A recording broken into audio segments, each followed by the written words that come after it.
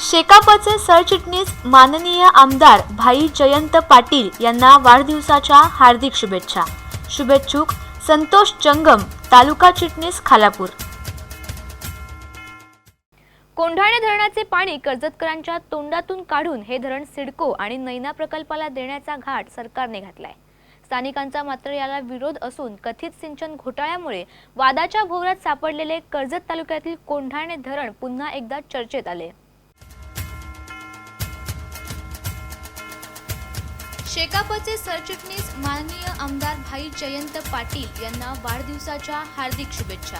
शुभेच्छुक अविनाश तावडे, चिटणीस खोपोली शहर, शेकाप। कर्जत तालुक्यातील शेती सिंचनाखाली यावी, आसपासच्या परिसरातील गावांना पिण्याचे पाणी उपलब्ध व्हावे आणि भविष्यात होणारे शहरीकरण यासाठी रायगड जिल्ह्यातील कोंढाणे धरणाची उभारणी करण्यात येणार होती।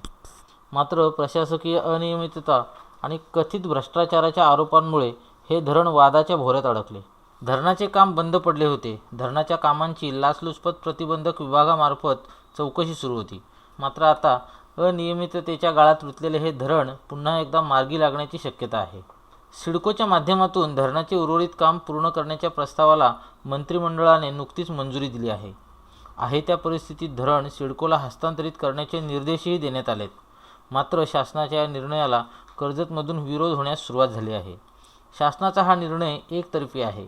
स्थानिकांना कुठलीही पूर्वसूचना न देता परस्पर मंत्रालय स्तरावर हा निर्णय घेण्यात आला आहे। कर्जतमध्ये धरण बांधून पाणी नवी मुंबईला वळवण्यात येणार असेल तर स्थानिकांनी पाण्यासाठी कुठे वणवण फिरायचे असा प्रश्न उपस्थित केला जाऊ लागला आहे। यापूर्वी कर्जत खालापूर तालुक्याच्या सीमेवर असणाऱ्या मोरबे धरणाचे पाणी नवी मुंबई महानगरपालिकेने पळवले आहे। आता कोंढाणे धरणाचे पाणी नवी मुंबईत वळवण्याचा घाट घातला जात आहे।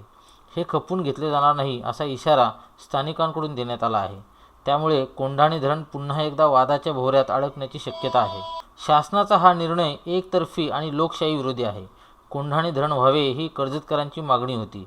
कर्जत नेरळ परिसरातील शहरीकरण आणि स्थानिक शेती आणि उद्योगांना पाणी मिळावे हा यामागचा उद्देश होता। मात्र स्थानिकांची मागणी डावलून सिडकोच्या माध्यमातून धरणाचे पाणी परस्पर नवी मुंबईला वळवले जाणार असेल तर ते खपून घेतले जाणार नाही असा इशारा स्थानिकांकडून दिला जात असताना सरकार मात्र आपल्या निर्णयावर ठाम आहे। आम्हाला डावळून आमच्या परस्पर सिडकोला आणि नयनाला ते पाणी देण्याकरता त्यांनी जर ते धरण मंजूर केलं असेल तर त्याला आमचा विरोध आहे। की कर्जत तालुक्याची जी काही पिण्याच्या पाण्याची मागणी आहे ती मग आम्ही कशा प्रकारे पुरी करणार?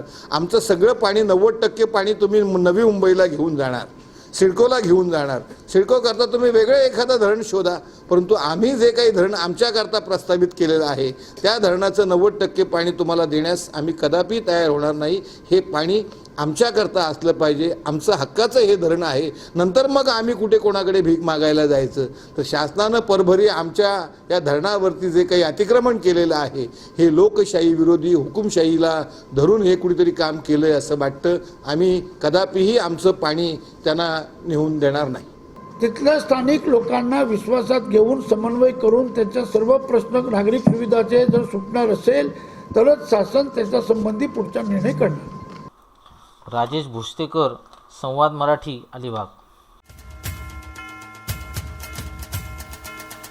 शेकापचे सरचिटणीस माननीय आमदार भाई जयंत पाटील यांना वाढदिवसाच्या हार्दिक शुभेच्छा। शुभेच्छुक दिनेश गुरव, अध्यक्ष जनता विद्यालय खोपोली।